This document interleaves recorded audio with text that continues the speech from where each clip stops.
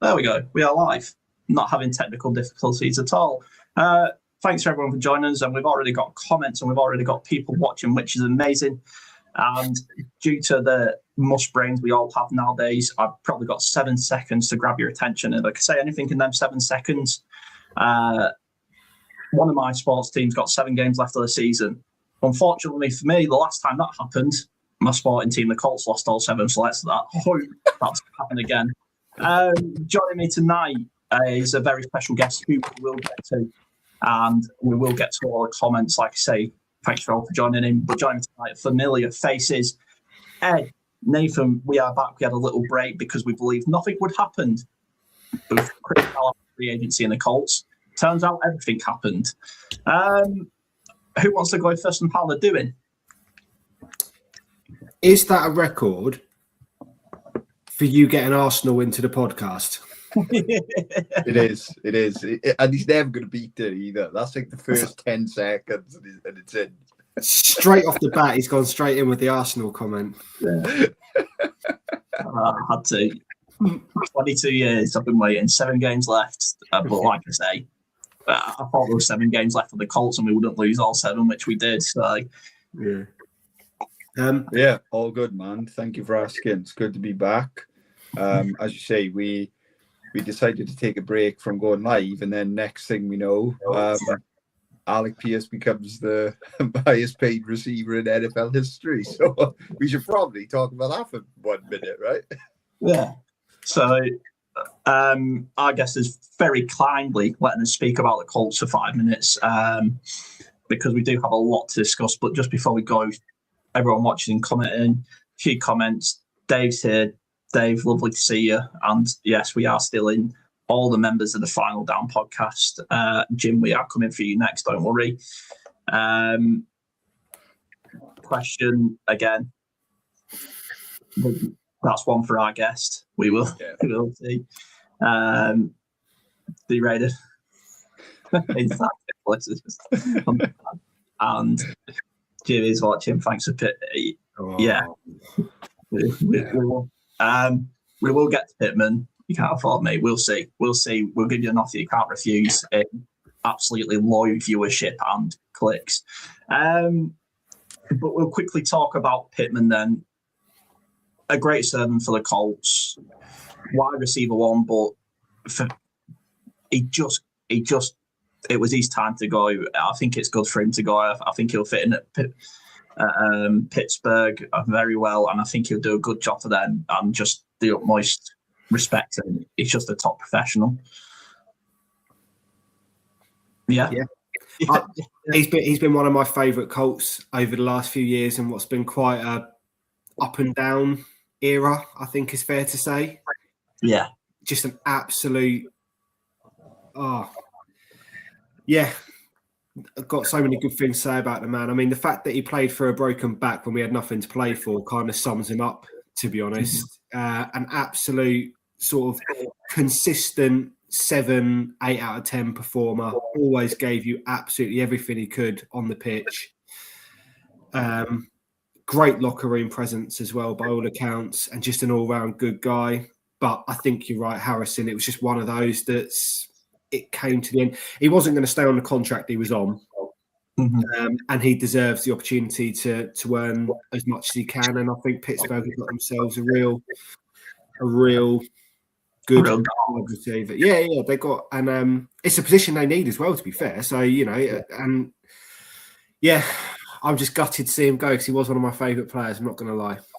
I think, Nathan, Pittsburgh will be happy now, if I'm right, if nothing's changed there. Now, wide receiver duo is DK Metcalf and Michael Pittman, which is a very good. And if Pittman can be that number 2 who is not always up against your Sauce Gardners or does get left on an island with a corner who's a bit smaller, he's going to get some absolute monster catches. But for you, Nathan, before we do it, we will get to our guest. Don't worry, the Roy Tripp's coming.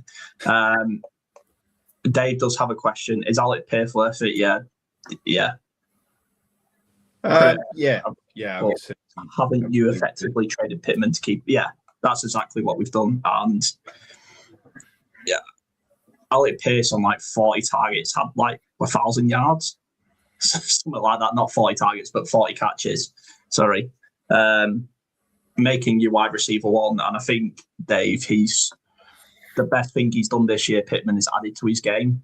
We all know he could beat the deep threat, and he beat out AD Mitchell, obviously, for that sort of spot. But then he just overtook it, and obviously him and Danny Dines was a care package together. I think if one of them went, the other one was going. But now enough of the boring old sleepy town of the Indianapolis Colts. I'm sure we can talk about them because the guest coming on has stolen one of my absolutely mediocre defensive edge players of all time. But introducing our guest tonight, this guest is probably the coolest Oakland fan that it's not Oakland anymore. I'm going to keep saying it because to me it will be. I would introduce our guest, guys, but my laptop's frozen, so I can't currently introduce our guest. This is going very well. I'll click it and see if it happens, but we will see. Yeah, he's here. You don't know the power of the dark side. This is hilarious because I'm frozen on my laptop. I'm frozen on screen, but I can obviously see you all through the stream. So, Liam, Punk Raider, how is it going? It was going all right until you brought up the fact that your Arsenal team beat my Everton team on Saturday. So now I'm thinking I might just get off. But no, it's all good. It's a pleasure to come and talk to you, lads. Been a long time fan. Obviously, we've had Ed on the show. I was feeling a bit left out, to be honest. You'd had Hannah on, and Dave's been on before. I know no one really wants to put Jim on their podcast, so you go with the people that have the personality for it. But I'm not sure I can follow Hannah. She was amazing the other week, so fingers crossed. I do all right. Obviously, I expect Dave and Jim will already be spamming the comments with plenty of Raider hatred and general Mickey taking, as is the way. But here we go. Yeah, no, it's nice to finally, like I say, put a face to a name. What I was trying to say in my introduction was that beard puts my beard to shame, and you must be the coolest Las Vegas Raiders fan, even cooler than, like you say, the NWA. No, I mean, we've got so many amazing fans of the Raiders. Look at Violator and Darth Raider and all the rest of them in the black hole. We've just got an amazing bunch of fans. We are the original nation. Raider Nation is the only nation. Everyone else just jumped on the bandwagon as usual. Raiders do it first. Raiders do it better. Yes, I'm a nerd, Dave. Don't worry. Everyone knows that. I mean, the beard, honestly, it's now silver and blackish, but it used to be black many moons ago when I first started supporting the Raiders. Yeah, so you're not doing one of them viral challenges, are you, where you don't cut your beard until the Raiders win the Super Bowl? No, this is actually reasonably short for me. It's you see, what happens is you wear a cap to hide the fact that you're losing it up there, and you just keep growing it all down there, and you just transplant as and when you need it. So, shots fired in the chat. always. Great atmosphere into. Obviously, we love doing these road trips and speaking to fans around the league. If you have any questions, get them in. Waffle or NFL related, it's all fun and games. So let's start off then, Punk. Obviously, we're talking a little bit before we came live, and I think the big question for Raiders, and I think it's quite a simple answer, as long as you don't overthink it and do something stupid like a knockoff Disney film with Kevin Costner, it's Mendoza at one, isn't it? Oh yeah, no, I think. I don't think that's any big surprise. I don't think we're going to be throwing a load of smoke screens up and suddenly taking a safety. So, I think Mendoza's the very obvious number one pick here.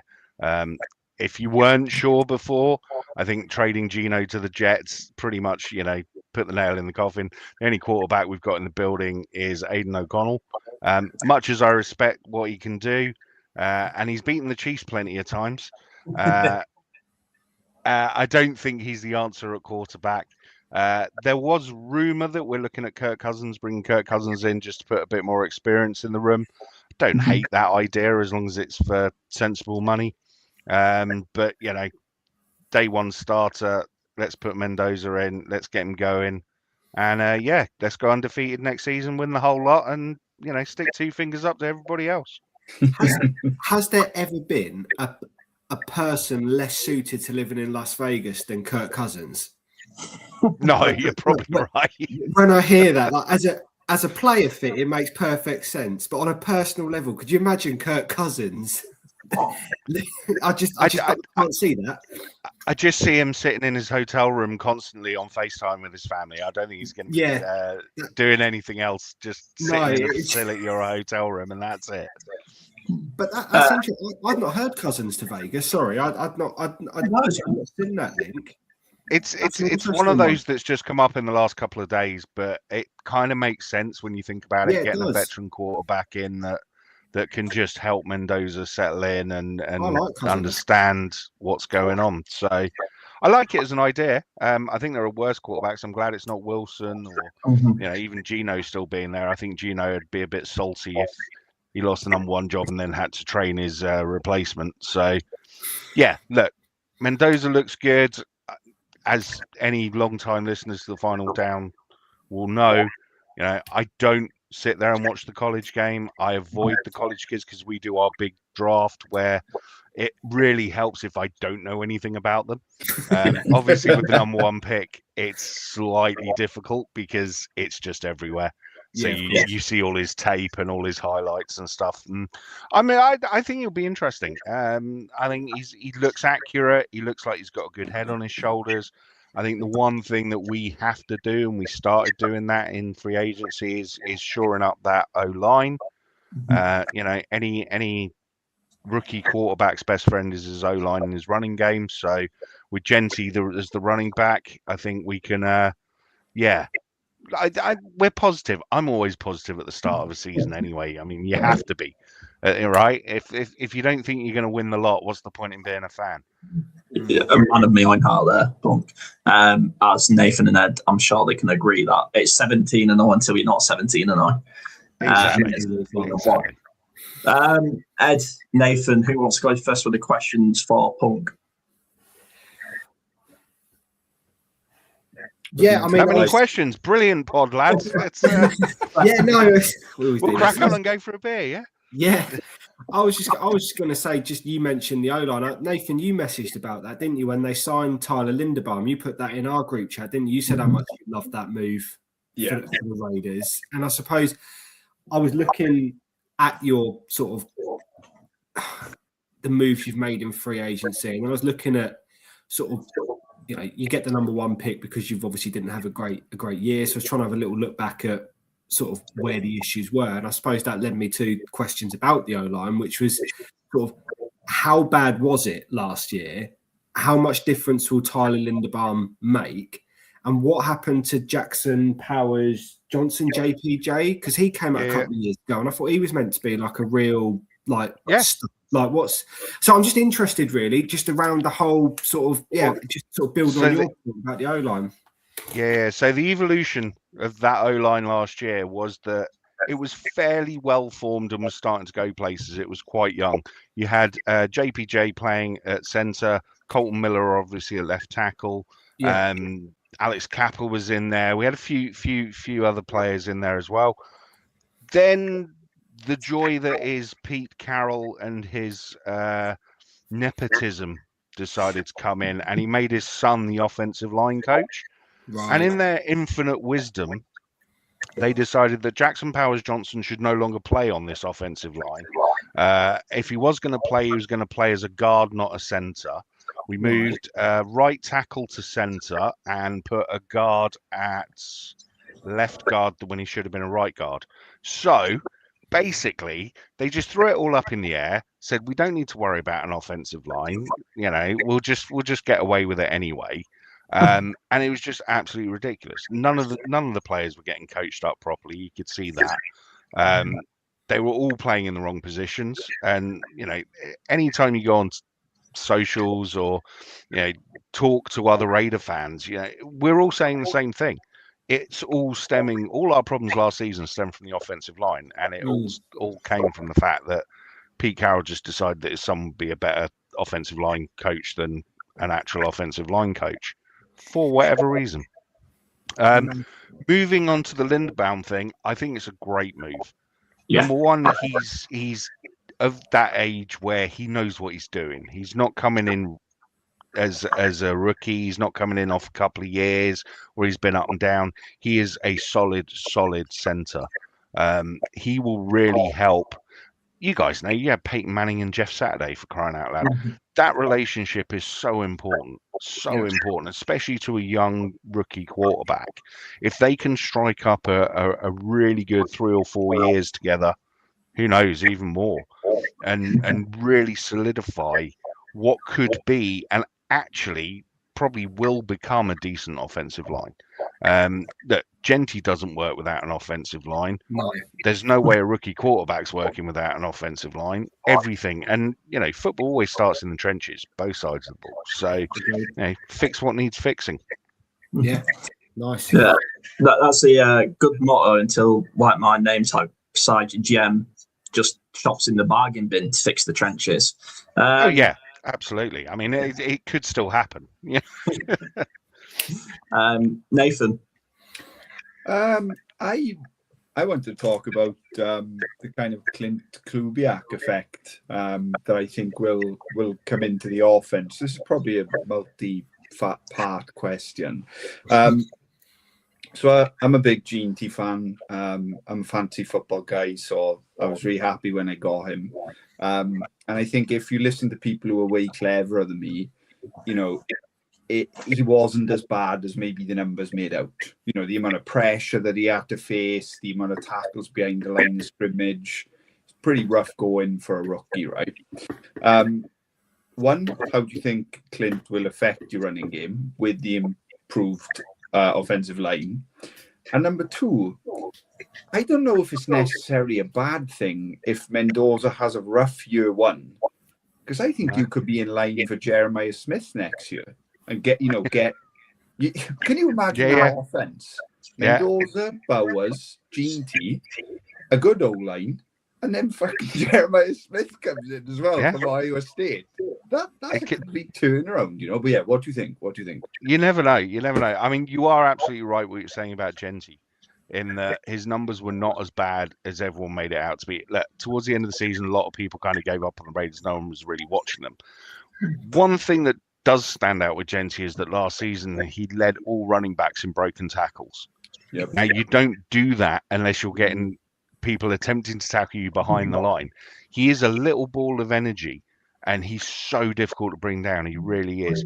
You put him behind a decent O-line, and with Clint Kubiak's kind of outside zone run offense, I mean, we've just seen K9, MVP of the Super Bowl. It's the same offense. It's going to be the same offense. Charbonnet and Kenneth Walker were absolutely tearing teams to pieces. Well, you put Jenty in there.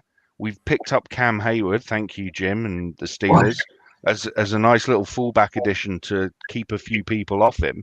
And if you get him beyond the line of scrimmage, there aren't that many defensive backs that will relish taking him down. So, yeah, I think Jenty is the key next year, to be honest. If we can really get that running game going, that takes so much pressure off Mendoza.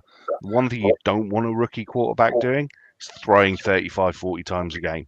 If you can limit him to 18, 20, 22 throws and still move the ball down the field and still score points, then you're in a good place. You're absolutely in a good place. Yeah, and I think I'd love to see your second round pick be an O-line pick.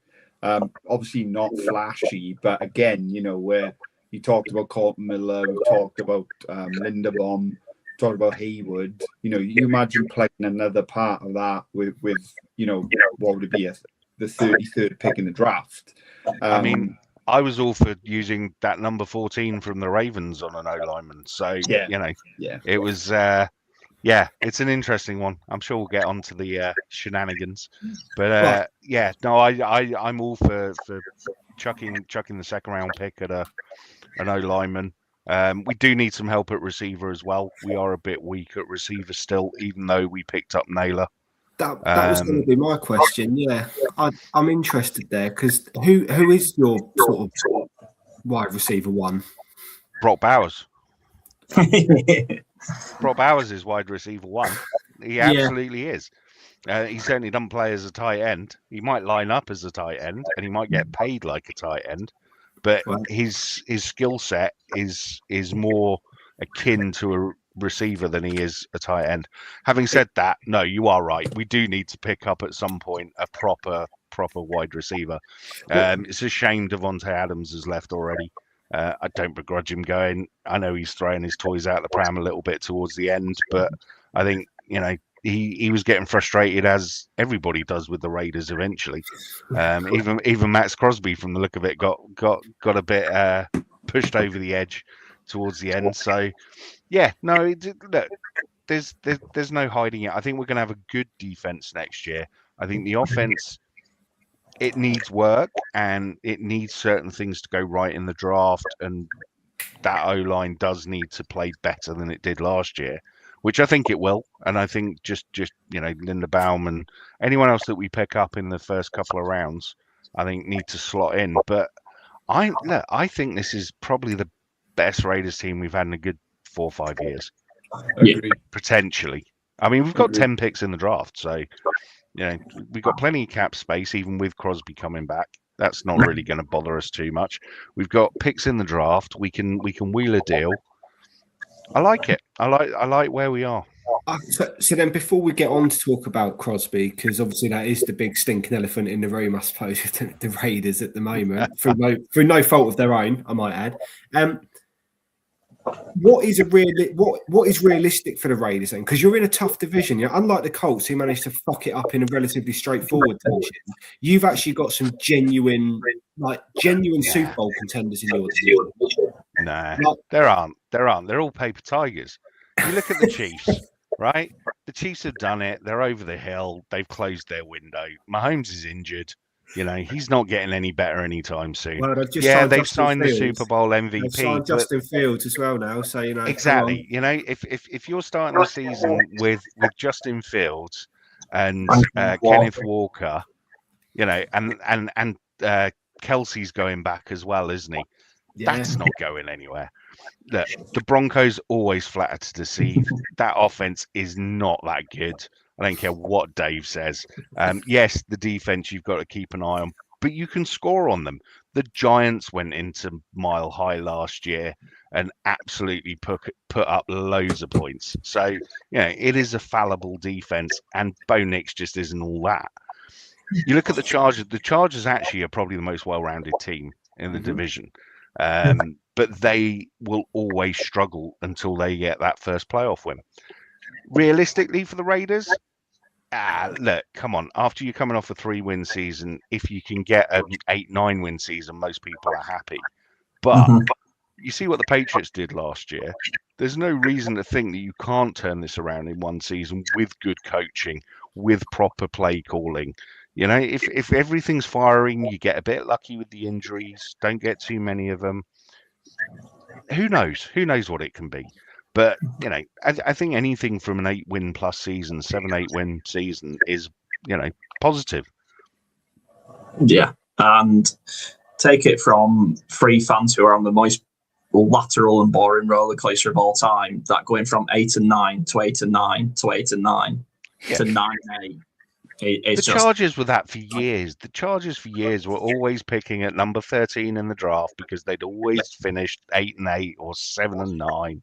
It's just a nowhere place to be, and it's not fun for any team when you're doing that. I'd rather be really good or really bad. Admittedly, most of the time we've been really bad in the last 25 years. But yeah, but I think that the thing is, and this is something that I've always been big on, which is culture. You've got one of the all-time most competitive winners in any sports in Tom Brady in the building.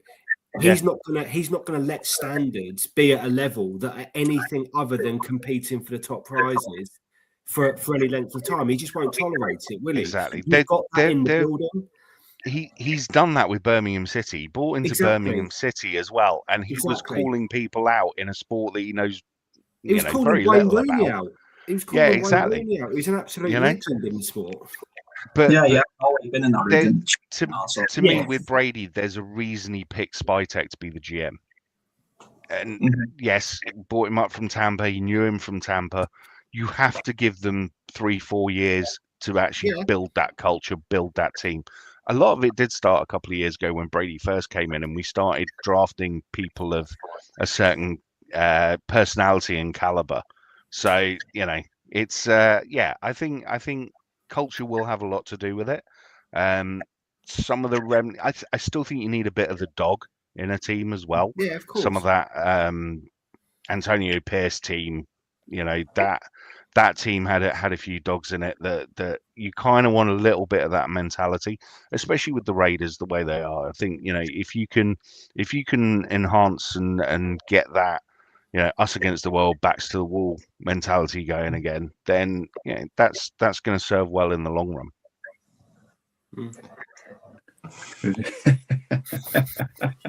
Dreadful. I think as well, Punk. I might get this wrong, but so please correct me. But to me, to take a sort of soccerism and an English sort of saying is that's a real English team.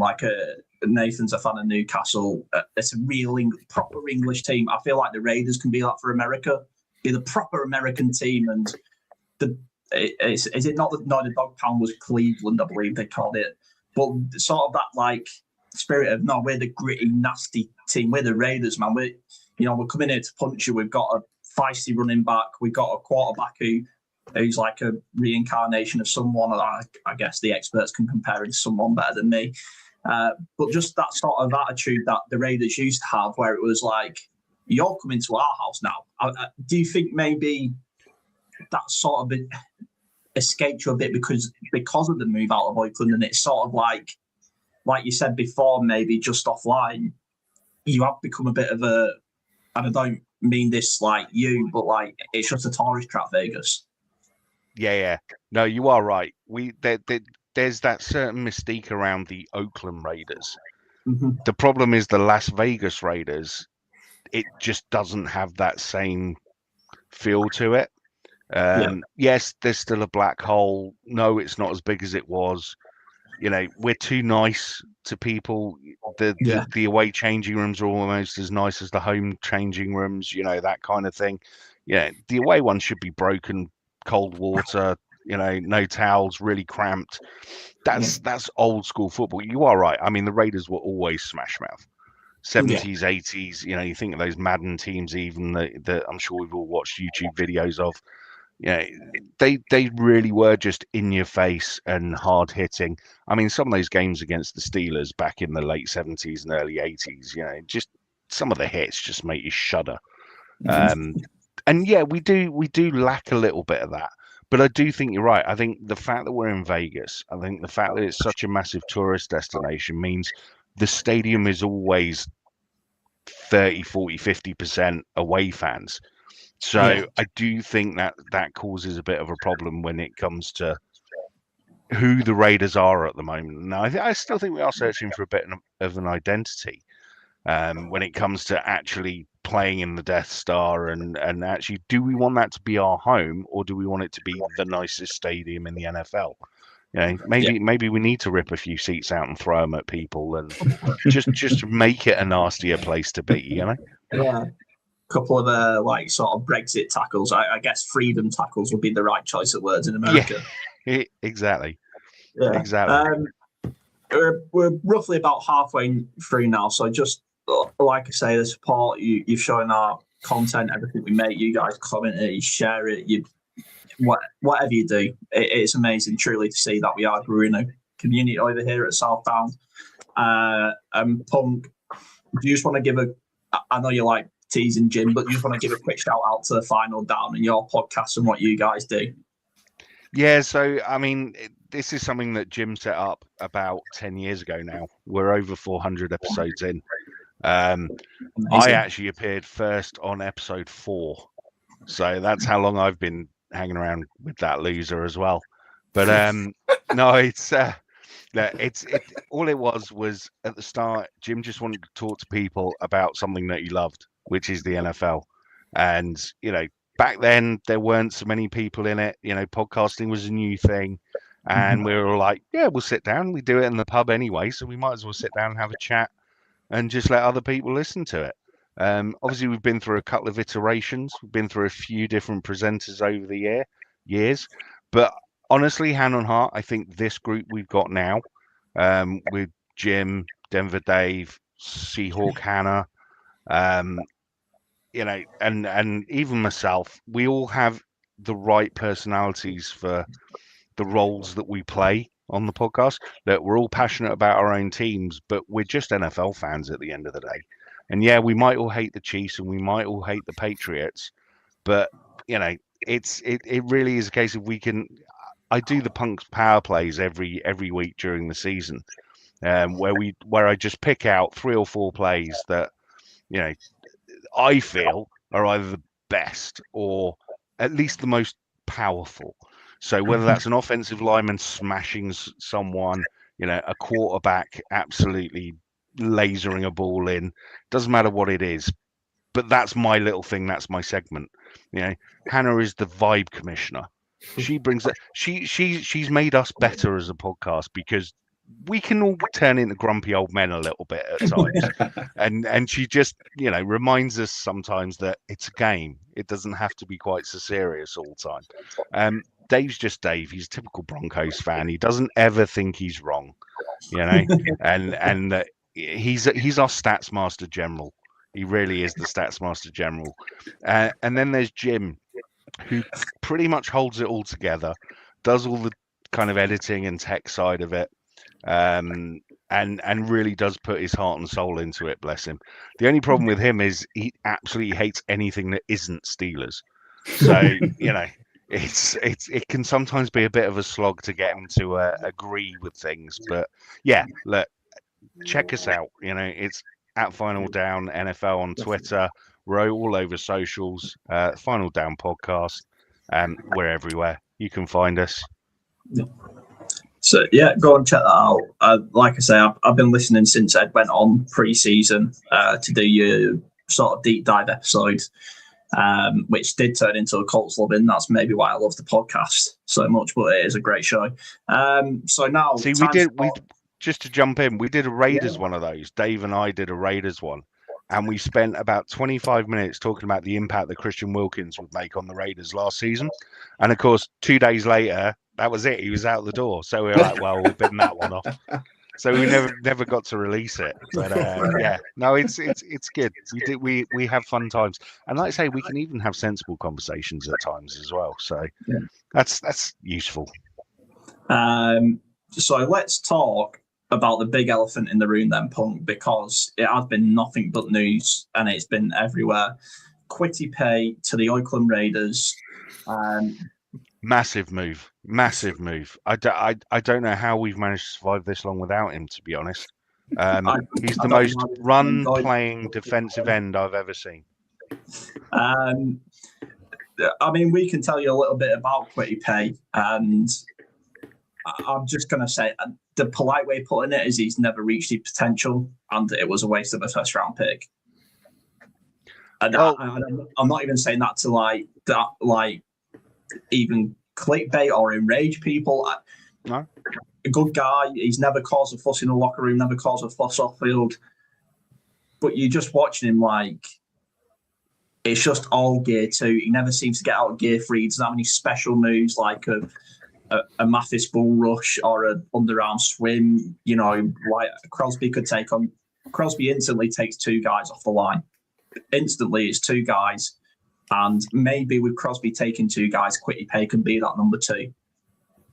But that's the thing, isn't it? If you can't play defensive end opposite Max Crosby when Crosby, as you rightly say, is getting double, triple teamed every single play, and Crosby's on the field every single play, Yeah. He doesn't only come in on third down or take a down off. He is 100% every single play. He's going to charge you up in the dressing room. At practice, he's going to light you up if you're not pulling your weight. You can only get better. And if you can't get sacks opposite Max Crosby, then you're not going to last very long, to be honest. So it'll be interesting to see. Like you say, he was former first-round pick, wasn't he? So yeah. I don't know. We'll see. He must have some skills. I just don't recall ever seeing them, if I'm honest. So it'll be interesting to see if change of scenery maybe does him good. I mean, we wish him all the best. The lads might be able to offer something as well. But for me, he just, our defensive line past few years has been fucking woeful, mate. Woeful, excuse the language, but it's been woeful. We only ever rush 4. We don't ever blitz any more than 4. That's legal in the Colts defensive playbook. And he's just struggled. He's not really taken that DE one spot that you want, that you're going to pay someone big money for, and that you spent a first-round pick on, I think 15 overall, if I remember rightly. I think maybe, like you say, with Crosby there, who instantly takes 2 players, Quitty Pay will be free, a bit like Pittman to Pittsburgh. He will be free just to be Quitty Pay and not having to be the edge rusher, if that makes sense. Nathan had anything on Quitty Pay? I mean, he just never lived up to it, really, did he? Yeah, I think that's it. Wish him well, but I'm not sad to see him leave. Not in a nasty way, but I don't mean that like I'm not sad to see him leave as in, good riddance. Don't mean that at all. It's just a bit of a, Harrison summed it up, a bit of a letdown for us at first round pick. But then he might argue that, actually, no, I don't know what he would argue. No, good luck to him. That's all I'm going to say. He might blossom in a new environment opposite Max Crosby. I've got nothing to add to it. Just good luck to him. Hope he gets his money. I think it's interesting that he plays on the same side as Max, so he's going to have to obviously go over the other side of the line. Nobody's taking snaps off Max. I mean, like when you just look at his stats, they're as bang average as what I've watched for 5 years. He's regressed in sacks since 2023. There's also. Yeah, it does look low risk. And when I saw the money in the signing, I thought, yeah, that's a good deal for the Raiders. But I actually like the way you put it, Harrison. I think there was so much pressure on him to become, the next TJ Watt type of thing, and Ballard kind of told us he was going to be. He doesn't have to be that on that Raiders line, but. Neither did Deo, who went to Chicago last year, and he's already been cut. So it's not, as that comment just said, it is low risk because you can get out after year 1 if he is as bad as your average Colts edge rusher. So we will see. And someone always wants an edge rusher, so you can soon bang him off to Miami or New York or somewhere. Yeah. Change his name and Ballard will probably take him back. Yeah. Change it to Adebayo Quitty Payo. Yeah. And give him an ankle injury. A bang average edge rusher. Yeah. Send that third. 32 years old with a bad leg injury. Yeah, Ballard's all over it. Yeah. But I do think it's time we talk about the actual defensive edge player that we all want to talk about. Partly what I've named myself bargain bin Ballard because Ballard's too cheap to even attempt to go and get a Max Crosby. But Punk was... Now, do you feel a bit bittersweet that he was going and now he's not? Is it a bit like you said you're going to leave your ex, but you actually stay there? Do you know what I mean? No. This is a situation where, well, for me anyway, I'm glad he's not gone. I think he's too good a player. I've said on our podcast many times over the last couple of years, if Max goes to a team that truly can get him a Super Bowl win, then he deserves to go and win that Super Bowl. The problem is we've tried to build a team around him a couple of times and it just hasn't worked. So, I would not begrudge him. it felt a little bit easier than the Khalil Mack trade a few years ago. Reason being probably because Mack had only been there 4 years, so it didn't really feel like he'd properly given his heart and soul to the Raiders. Whereas Max, he lives and breathes it. He absolutely is just the beating heart in that. He's not going to go to Denver, is he? That's jeez, Dave. No, he's not going to Denver. He's not going to the Chiefs. They're two teams you can quite happily cross off the list, or the Chargers. But no, look, Max. When he was going, I was at peace with it. I said my goodbyes. You know, it was very much a case of okay, yeah, we don't want him to go, but you have to give him that opportunity. Did I think the Ravens were the right team? Probably not. To be honest, I don't think the Ravens are a Max Crosby away from a Super Bowl. I think they've got plenty of other problem areas on their team. And having just got rid of the coach and lost 9 players in free agency as well, it's, you know, I'm not sure that was the right choice. But from the Raiders organization point of view, they're offering 2 first rounders. So, you know, he was always going for that regardless. Micah Parsons money, basically.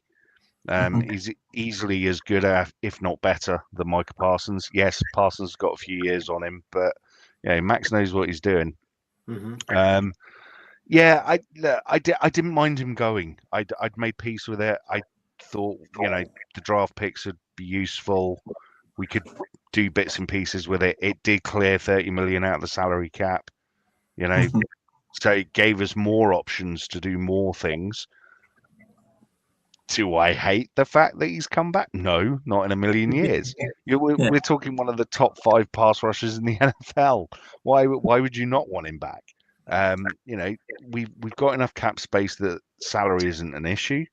We're still going to be perfectly fine. All right, yeah, we've lost a couple of first round draft picks, but really, all we've done is take the Ravens center and keep Max Crosby for their own draft picks. So, you know, there's no downside. I suppose the only downside really is what happens 2-3 years down the line. That's probably more of the question. But if you win the Super Bowl, do you care what happens 2-3 years? No, exactly. At this point, I'll take making the playoffs and winning a playoff game. You don't have to win the Super Bowl. Let's just take one step at a time. Are you Chris Ballard in disguise? I can't take one step at a time. Don't think so, but you never know. Maybe we're separated at birth. Yeah, no, look, do I even hate the Ravens for doing it? No, I was surprised they did it because it makes them look cheap, makes them look like they don't really know what they're doing. It makes them look unprofessional. It's not the first time the Ravens have done this with players coming into the building and then reneging on trades, but this is the highest profile one by a long shot. Jim, ever since it happened, has been trying to get me to hate the Ravens as much as he does. And I don't hate the Ravens. I just think it was a stupid thing to do. I think they just got buyer's remorse, said, oh my God, we've just given up 2 first round picks. We've lost 9 players in free agency. We've only managed to sign 1 back. What are we going to do for the next 4 years? Because if we go out with this team and this setup, Lamar's going to want out straight away. And then they really are tanked for 5 years. So I think in some regards, I think they had to do it.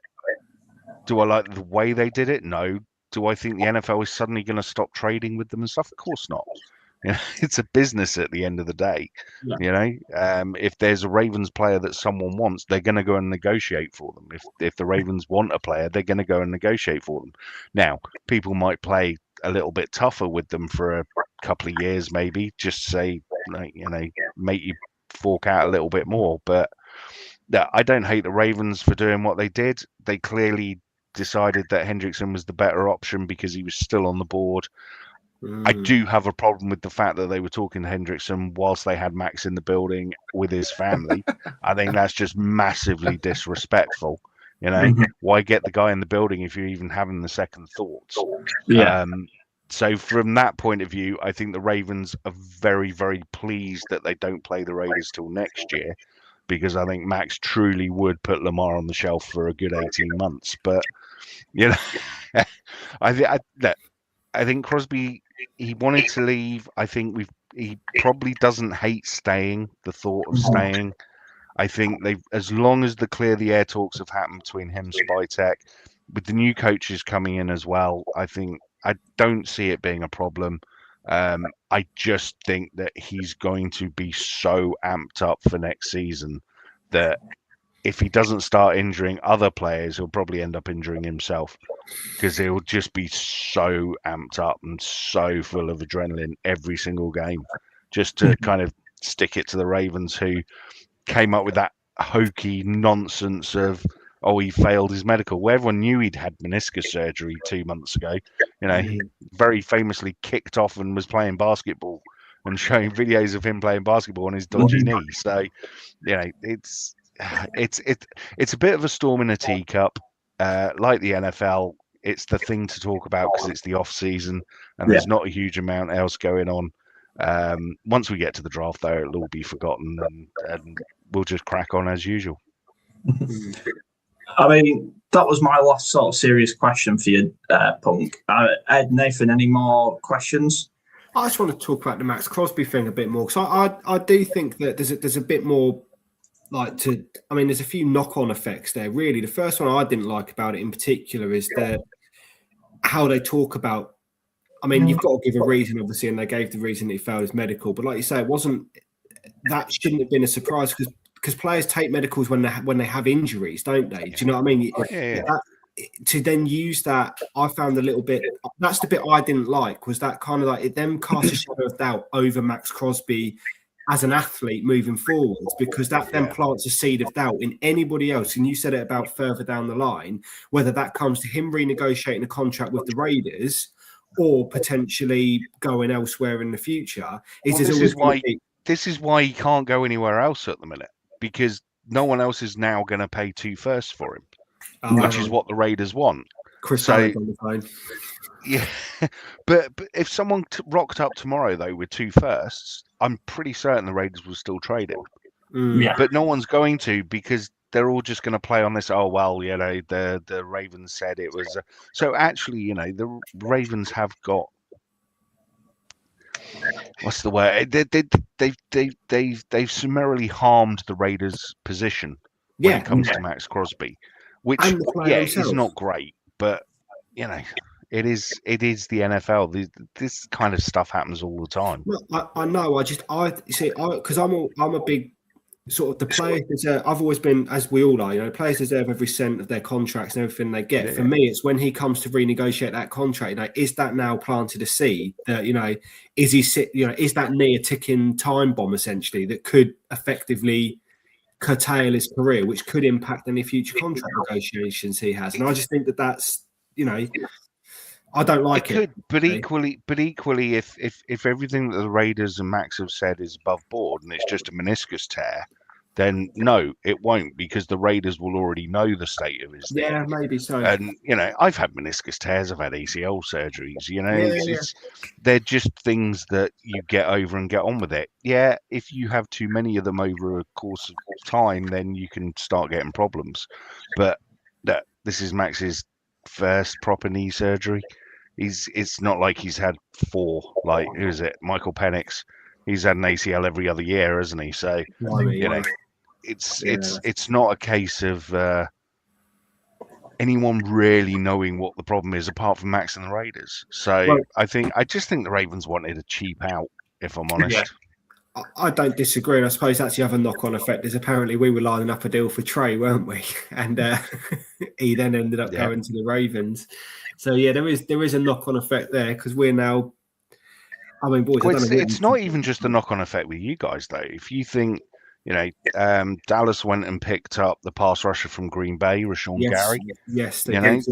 they may not have done that if they'd had Max Crosby in the building and able to, tempt him across. There's a whole knock-on effect when one team pulls out of a trade like that. Yeah. Nathan, any more? I'll probably piggyback onto that and then ask a different question. Just quickly round the room, do you guys think it's insane that Baltimore gave a 31-year-old $30 million a year for 4 years? Yes. Yeah. I don't think it's clever. I think it's an awful contract, and it's one of those contracts where the pressure on Trey's shoulders every year is just going to be immense. I mean, I think being on the Ravens defense anyway is a high pressure environment, given how good they've been over the last kind of 20, 30 years. Yeah. But it's just, when I saw that contract, I was like, thank fuck the Colts did not get this guy, because everyone and his dog was linking Trey to us. And I mean, would I have wanted to pay that? No. Mine's a bit of a hypothetical question. So obviously Clint likes his double running back. Obviously Walker and Charbonnet was just amazing to watch over the last 2 or 3 years. If you could click your fingers and conjure up an RB2 for Jenty, who would it be? Does it have to be a current player, or can I go in history? Current. Let's go current. Okay. Let's see who you can get in. Let's think about it. Who's out there? Someone like Pacheco wouldn't be the worst shout in the world. He'd be an interesting kind of change of pace guy. I don't think. I suppose if I really could take anyone, then Jahmyr Gibbs is obviously what I would call the premier back at the moment. But he's so quick. He's got lightning in his boots. He really has. He's just unbelievable to watch. I mean, I was lucky enough to watch Barry Sanders in his pomp, and some of the cuts and things, they do remind you. I mean, completely different styles of running back, but there's something about Detroit running backs. Clearly, they always seem to be able to unearth them. I think someone quick and nimble like that. Maybe Kenneth Gainwell wouldn't have been a bad shout either. I think a proper real third down back. Nice. Someone that can catch passes out the backfield, but also can kind of slither through the line and get away. I think anyone like that would have been useful as an RB2, and could still be. Who knows? Yeah. The way this is going this off season, maybe we'll sign Zach Charbonnet and really upset Hannah. So that's like the most informal part of the show, but not that we're very informal at all. But Punk, any questions for us before we get into the nice little fun section to end the show? No, man. I mean, look, you've signed Danny Dimes Jones back again. Yeah. Are you happy with that? Do you think that was to be expected after the leg break and trying to run it back, or do you think actually you could have done something a little bit different there and maybe changed it up for a bit cheaper? A bit of a debate between us in our group chat, because as much as I don't hate having Daniel Jones back, because I thought he was excellent, and I thought it was actually career negligence on the Colts to run him into the ground and break his leg, essentially. The first 8 weeks when he wasn't injured, he was what Daniel Jones should have been in New York. Yeah. But I think for the money we're paying, it's a big swing of the bat, and Chris Ballard is not good at taking swings of the bat at quarterback. Just ask Anthony Richardson, Riley Leonard, Gardner Minshew, Jacoby Brissett. I don't need to go over all 50. We'll be here another hour. He's just not good at choosing a quarterback. And like you said before about when these injuries start piling up over your career, they do tend to become a problem. And it feels to me we're paying $50 million up front for a quarterback who can't stay fit.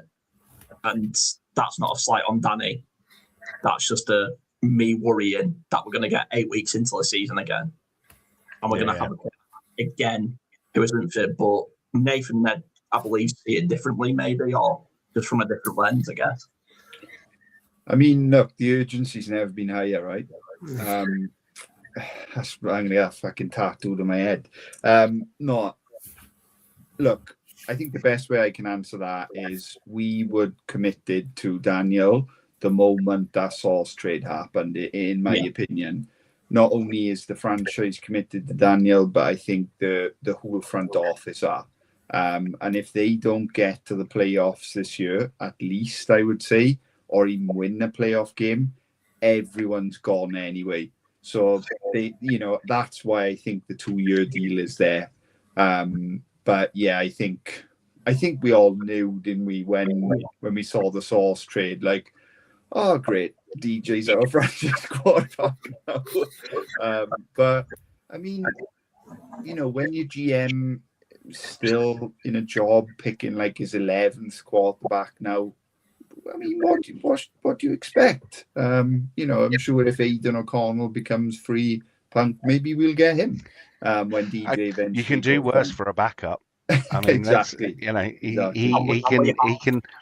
beat the Chiefs without even throwing a pass in the second half. So there's definite quality there.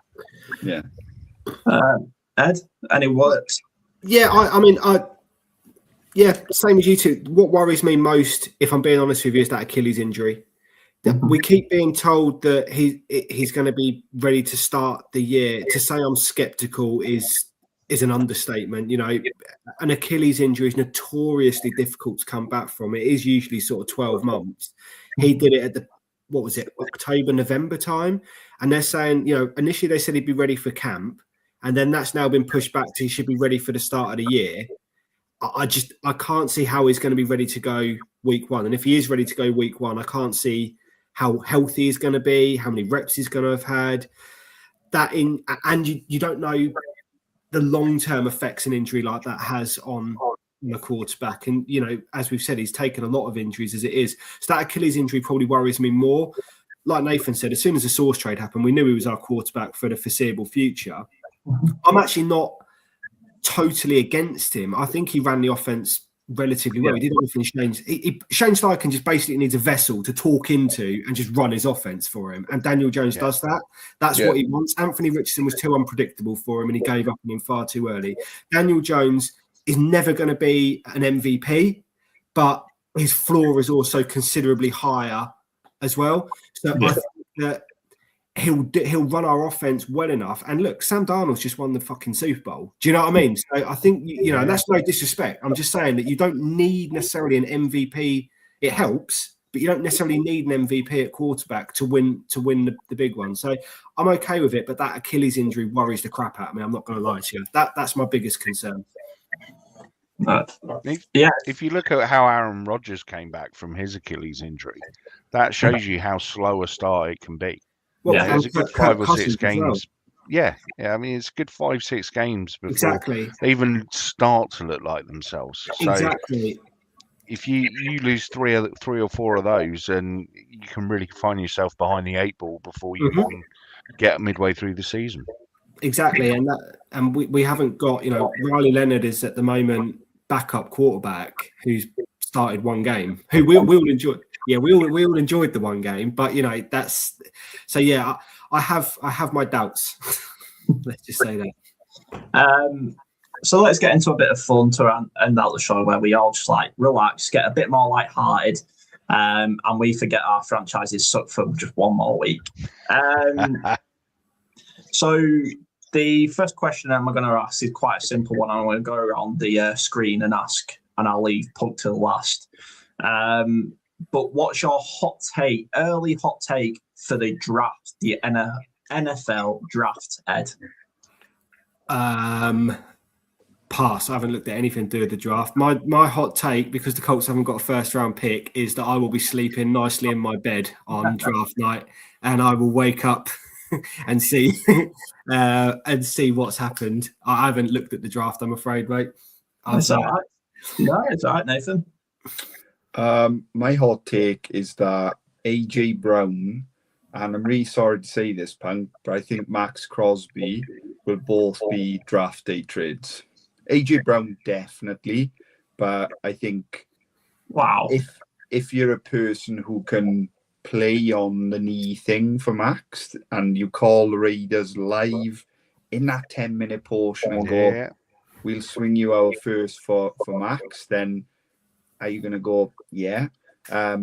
Maybe Max is the hot take. I think AJ Brown will be gone before draft or 100% on draft night. And if you're a stat man, what an amazing stat that is. A guy who's been traded on draft night twice in his career.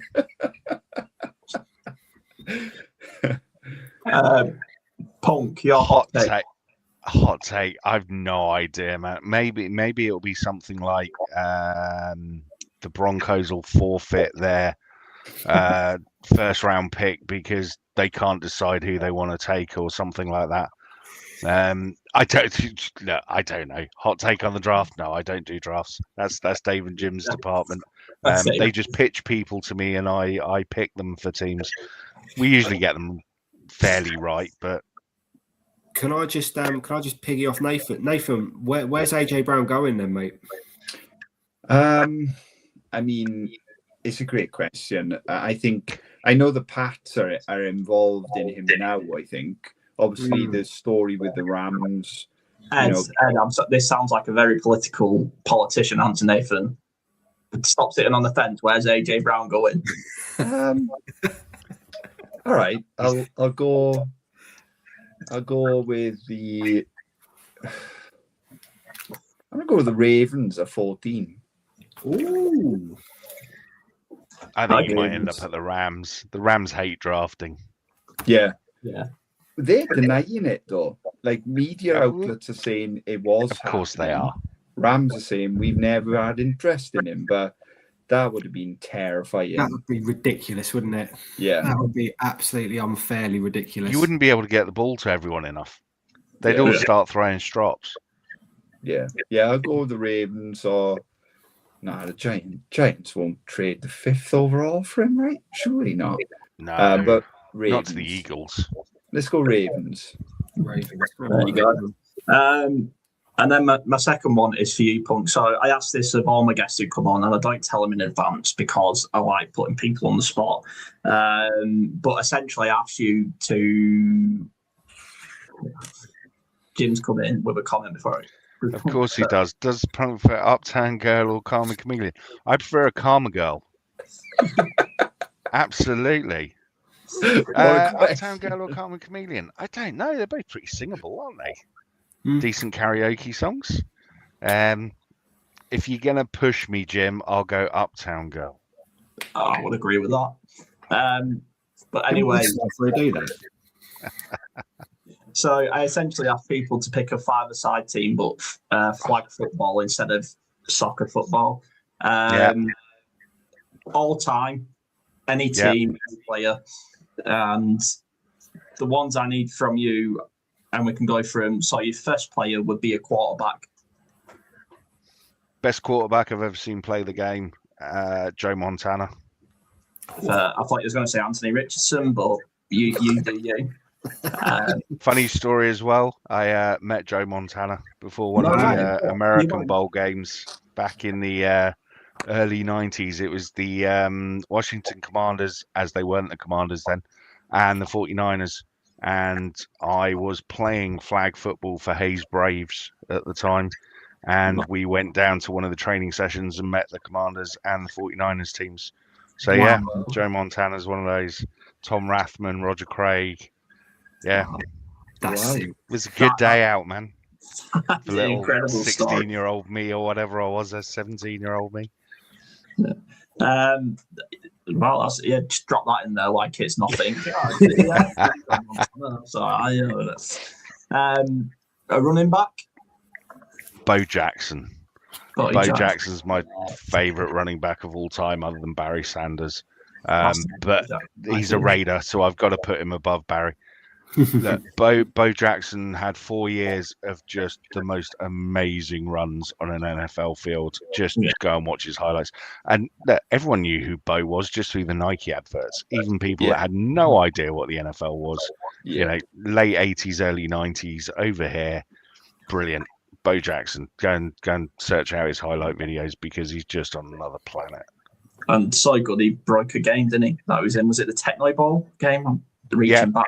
Yeah. Right, I need a wide receiver. I'll go Tim Brown. Yeah. So Hall of Fame Raiders receiver. I think out of all of the receivers of that era, so the Jerry Rices and Andre Reeds, and I think he's the one that gets overlooked the most, mainly because he didn't always have the quarterback playing for him that he maybe should have done, but he was phenomenally quick. He kind of reminded me a lot of, I suppose the most modern day comparison would be a Megatron. He was that kind of Calvin Johnson type of receiver. So big body, but really quick, really strong. I'll put Tim Brown in there. Just want to say, I have met Megatron. There you go. Here we go, Ed. Here we go. I've met him. Seeing as we're name dropping. And that's not a joke either. I really did, yeah. Are you going to tell us about it, or? Yeah. Really It was good. at Universal. He's this big, tall robot, and he was shouting something about Optimus Prime. Yeah. No, a really good friend of mine's a Lions fan, and won like an experience for one of the London games where we were like part of kind of like Good Morning Football's like crowd. Yeah. And then they brought Calvin and Dominic Sue and the head coach at the time. And yeah, you'd never see Calvin was who he was. Like, he just looked like he hated every single second of it. He was like not for the fame at all. He was just the most like shy, reserved, like mega star I think I've ever seen. You know, when you compare it to like soccer mega stars, they'd be loving it, but he just looked like he could not wait to get out of there. But just a massive guy. Like, I'll try to dig the photo up and send it to our group chat. Punk, I need a tight end.